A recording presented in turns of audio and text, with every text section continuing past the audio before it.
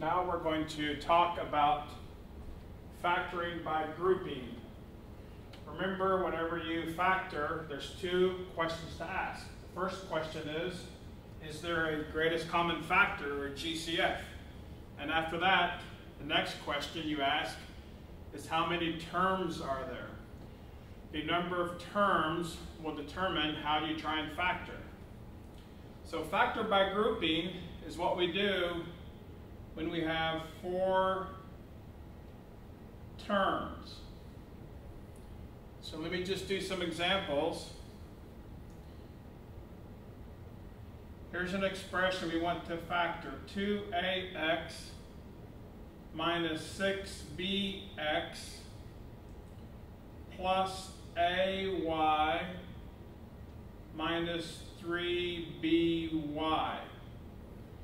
Okay, you can see we have 4 terms. There is no greatest common factor. So here's how factor by grouping works. You take the first 2 terms and you group them, and then you also group the last 2 terms. Within these first 2 terms, I'm going to see if there is a GCF, if there is something in common in the first 2 terms. So between 2ax and 6bx, there is a GCF of 2x. So I'm going to factor out the 2x from those first 2 terms. I'm left with a minus 3b. Then I do the same thing for the last 2 terms. I see what the GCF is for these 2 terms, and here in this case the GCF is y, so I factor out the y, and inside the parentheses I have a minus 3b. Now, factored by grouping works if after this step you look at the parentheses and the parentheses are identical. If the parentheses are identical, then we're able to factor by grouping. Because what we now do is we factor out that whole parenthesis. In a sense, we grab the whole parenthesis, and then I say for this first sort of term or expression, what is missing? The 2x. So 2x times the parenthesis would equal this. And now for the second expression, here's my parenthesis. What's missing? The y. So we put 2x plus y. If you multiply out these 2 parentheses, you will get what we started with.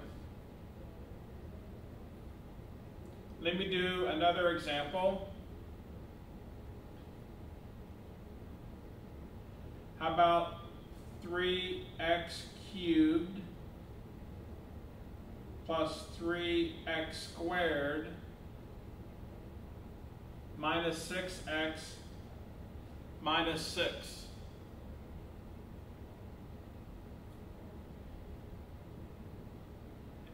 In this case, there actually is a GCF. I can factor out a 3. So I end up inside the parentheses with x cubed plus x squared minus 2x minus 2. And now I look inside the parentheses and see that I have 4 terms. So I'm going to attempt to do factor by grouping. So I'm going to look to factor the GCF out of the first 2 terms and then the last 2 terms. So the GCF for those first 2 terms is x squared. So inside my parentheses I have x plus 1. Over here I have minus 2x minus 2. The GCF is going to be minus 2. And inside the parentheses here we have x plus 1. Now once again, we have identical parentheses.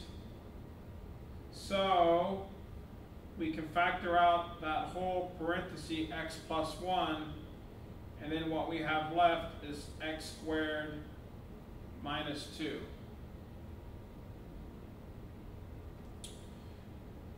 Let me do one more example here at the bottom of the page.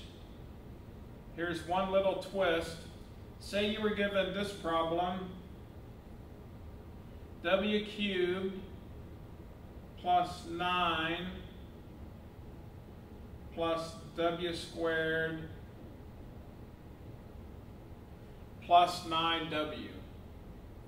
All right, there is no GCF. There are 4 terms. The only thing we can try is factor by grouping. So at first go, you look at this, and you actually look at these first 2 terms, and there's actually not a common factor. So you feel like, well, maybe I cannot factor by grouping after all. Now, occasionally what happens is, sometimes you need to move your terms around and switch the order.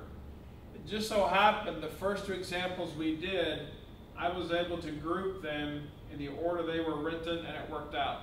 In this case, it's not going to work out. So why don't let's go ahead and write the w cubed first, and let's move the w squared next, and then let's put the 9w, and then finally we'll put this 9 on the end. So basically I'm just changing the order. And now let's try factor by grouping again. So the first 2 terms I can factor out a w squared, w plus 1. The last 2 terms I factor out a 9. I'm left with w plus 1. Now I look and I see I have the identical parenthesis. So I factor out the whole parenthesis. And I'm left with w plus 1 times w squared plus 9. So that is factoring by grouping.